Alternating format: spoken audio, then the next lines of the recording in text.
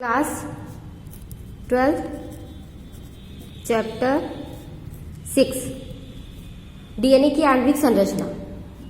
DNA की आणविक संरचना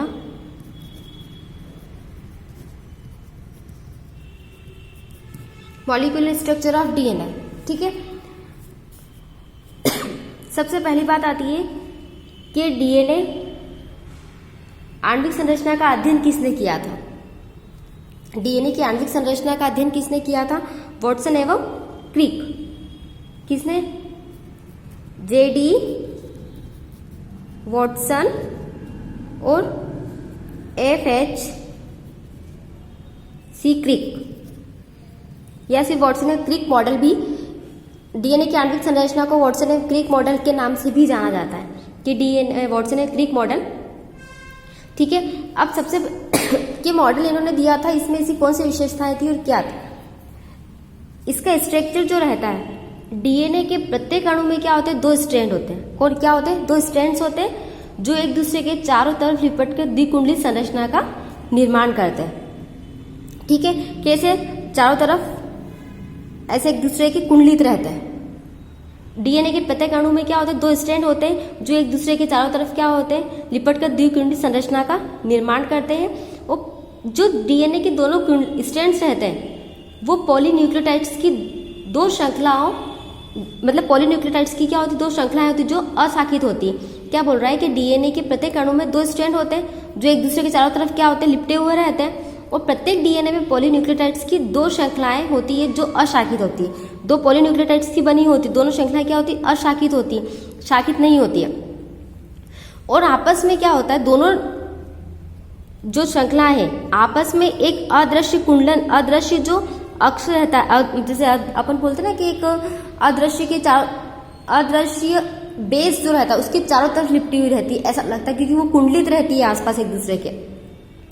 दोनों पॉलीन्यूक्लियोटाइड्स की श्रृंखलाएं जो रहती है वो आपस में हाइड्रोजन बॉन्ड से जुड़ी रहती है। किससे जुड़ी रहती है? हाइड्रोजन बॉन्ड से जुड़ी रहती है, हाइड्रोजन बंध के द्वारा जुड़ी हुई रहती है। और न्यूक्लियोटाइड्स सीढ़ीनुमा दंडों में दोनों श्रृंखलाओं के मध्य व्यवस्थित होती है। न्यूक्लियोटाइड्स जो रहते हैं वो बीच में दोनों स्ट्रैंड्स के दोनों सीढ़ीनुमा, ये दोनों श्रृंखलाएं जो है ना, पॉलीन्यूक्लियोटाइड्स की श्रृंखला, उसके बीच में सीढ़ी के समान व्यवस्थित रहते हैं। क्या? न्यूक्लियोटाइड्स। दोनों न्यूक्लियोटाइड्स जो रहता है वो सीढ़ीनुमा दंड के रूप में, मतलब सीढ़ी के रूप में, किसके बीच में? दोनों श्रृंखलाओं के मध्य में व्यवस्थित रहते हैं न्यूक्लियोटाइड्स। ठीक है, अब इसमें जो हाइड्रोजन बंध होते हैं, हाइड्रोजन बंध के द्वारा जुड़े होते हैं, ये बात तो कंफर्म है। लेकिन इसमें युग्मन किसका होता है? कौन किसके साथ में युग्मन करता है और किसके बीच में हाइड्रोजन बंध होता है? तो इसमें जो नाइट्रोजनस क्षार होते हैं डीएनए में, नाइट्रोजनस क्षार जो होते हैं वो दोनों श्रृंखलाओं को आपस में जोड़ने का काम करते हैं। वो भी किसके द्वारा? हाइड्रोजन बंध के द्वारा। क्या होता है? एडेनिन हमेशा थाइमिन के साथ में और ग्वानिन हमेशा साइटोसिन के साथ में हाइड्रोजन बंध के द्वारा जुड़े हुए रहते हैं। किसके द्वारा? हाइड्रोजन बॉन्ड के द्वारा जुड़े हुए रहते हैं। और प्रत्येक जीव में प्रत्येक जीव में क्या होता है? प्रत्येक जीव या जाति में डीएनए में न्यूक्लियोटाइड्स का एक निश्चित क्रम होता है। जो डीएनए के न्यूक्लियोटाइड्स है ना, उनका क्रम निश्चित होता है। और दोनों श्रृंखलाओं को जोड़ने का काम कौन करता है? नाइट्रोजनस क्षार, जो किसके द्वारा जुड़े हुए होते हैं? हाइड्रोजन बॉन्ड्स के द्वारा जुड़े हुए रहते हैं। और एडेनिन हमेशा थाइमिन के साथ में double bond, double hydrogen bond, और साइटोसिन हमेशा ग्वानिन के साथ में ट्रिपल हाइड्रोजन बॉन्ड के द्वारा जुड़े हुए रहते हैं। ठीक है, इनकी जो लंबाई होती है, मैं अब स्ट्रक्चर बताऊंगी फिर से। इसमें जो इनकी जो लंबाई होती है, एक कुंडलन की जो लंबाई होती है वो होती है 34 एंगस्ट्रॉम। और इनका जो व्यास होता है ऊपर दोनों श्रृंखलाओं का, उसका होता है, प्रत्येक कुंडलन का जो व्यास होता है वो 20 एंगस्ट्रॉम। और इन दोनों के बीच का जो स्पेस होता है वो होता है 3.4 एंगस्ट्रॉम। ठीक है, देखो डीएनए मॉडल जो है आणविक संरचना का, उसको वॉटसन एंड क्रिक के नाम से भी जानते हैं, वॉटसन एंड क्रिक मॉडल। ये जो डीएनए जो श्रृंखला होती है, दो स्ट्रैंड्स होते हैं इसमें जो चारों तरफ एक दूसरे के कुंडलित रहते हैं। और ये पॉलीन्यूक्लियोटाइड्स की दो श्रृंखलाएं होती है जो क्या होती है? अशाखित होती है, अशाखित होती है। प्रत्येक न्यूक्लियोटाइड्स में दोनों पॉलीन्यूक्लियोटाइड श्रृंखलाएं जो रहती है वो आपस में हाइड्रोजन बॉन्ड के द्वारा जुड़ी रहती है। और हाइड्रोजन बॉन्ड के को जोड़ने का काम कौन करता है? नाइट्रोजनस क्षार। नाइट्रोजनस क्षार दो प्रकार के होते हैं, प्यूरिन और पिरामिडिन, जिसमें एडेनिन, थाइमिन, साइटोसिन और ग्वानिन होते हैं।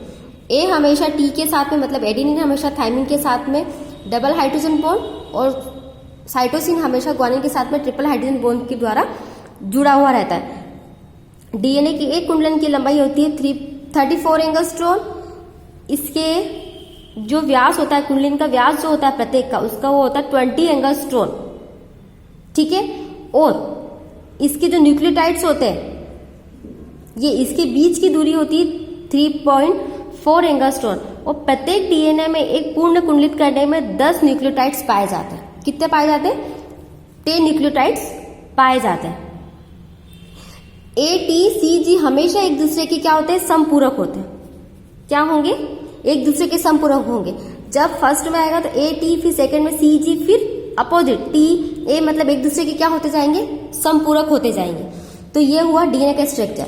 मैंने बनाया है व्यवस्थित, आप लोगों को बताती हूँ इस टाइप से। देखो, डीएनए डबल स्ट्रैंड, ठीक है, 2 स्ट्रैंड्स होते हैं। दोनों स्ट्रैंड क्या हो रहे हैं? एक दूसरे के चारों तरफ कुंडलित है ना। और क्या हो रहा है?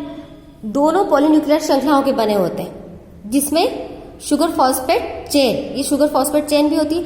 और ये क्या होते हैं? अदृश्य अक्ष के चारों तरफ लिपटे हुए रहते हैं, जिसको एक्सिस बोलते हैं, अक्ष बोलते हैं हिंदी में। उसके चारों तरफ कुंडलित है। और प्रत्येक दोनों पॉलीन्यूक्लियर श्रृंखलाएं, दोनों जो श्रृंखलाएं हैं वो आपस में पॉलीन्यूक्लियोटाइड श्रृंखलाएं जो आपस में वो हाइड्रोजन बॉन्ड के द्वारा जुड़ी रहती है।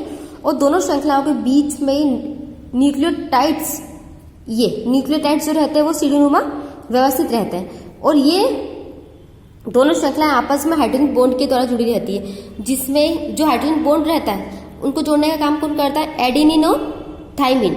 ये एसपी डीऑक्सीराइबो शर्करा और फॉस्फेट अणु, इन दोनों श्रृंखलाओं में इसके अणु भी प्रेजेंट होते हैं, एडेनिन और थाइमिन। अभी मैंने बताया कि इसमें प्यूरिन और पिरामिडिन होते हैं। तो प्यूरिन के क्या होंगे? प्यूरिन ए और जी होता है ना, और सी और टी होता है। लेकिन हमेशा मैंने कल समझाया था आप लोगों को कि प्यूरिन का एडेनिन हमेशा पिरामिडिन के थाइमिन के साथ में बॉन्ड बनाता है, और प्यूरिन का ग्वानिन हमेशा पिरामिडिन के साइटोसिन के साथ में बॉन्ड बनाता है। वो भी इस ए और टी के बीच में हमेशा डबल हाइड्रोजन बॉन्ड होता है, और सी और जी के बीच में हमेशा ट्रिपल हाइड्रोजन बॉन्ड होता है। ठीक है, इस टाइप से। और इसके एक कुंडलन की लंबाई, जैसे ये, इसके एक कुंडलन की लंबाई जो रहेगी वो होगी 34 एंगस्ट्रॉन। कितनी होगी? एक कुंडलन की लंबाई जो कंप्लीट हुई वो कितनी? 34 एंगस्ट्रॉन। इसकी कुंडलन का व्यास जो रहता है वो 20 एंगस्ट्रॉन होता है। और जो न्यूक्लियोटाइड्स होते हैं उनके बीच एक कुंडलन में न्यूक्लियोटाइड्स की संख्या कितनी होती है? 10 होती है। कितनी होगी? कुल 10 होगी। और 2 न्यूक्लियोटाइड्स के बीच की दूरी जो रहती है वो 3.4 एंगस्ट्रॉन होती है। और सभी जीवों में नाइट्रोजनस क्षार जो रहेंगे, श्रृंखलाएं जो रहेगी, ये एक दूसरे के क्या होंगे?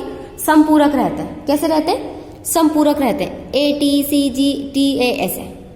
ठीक है, ये है डीएनए की आणविक संरचना का स्ट्रक्चर। इसे वाटसन एंड क्रिक के नाम से भी जाना जाता है।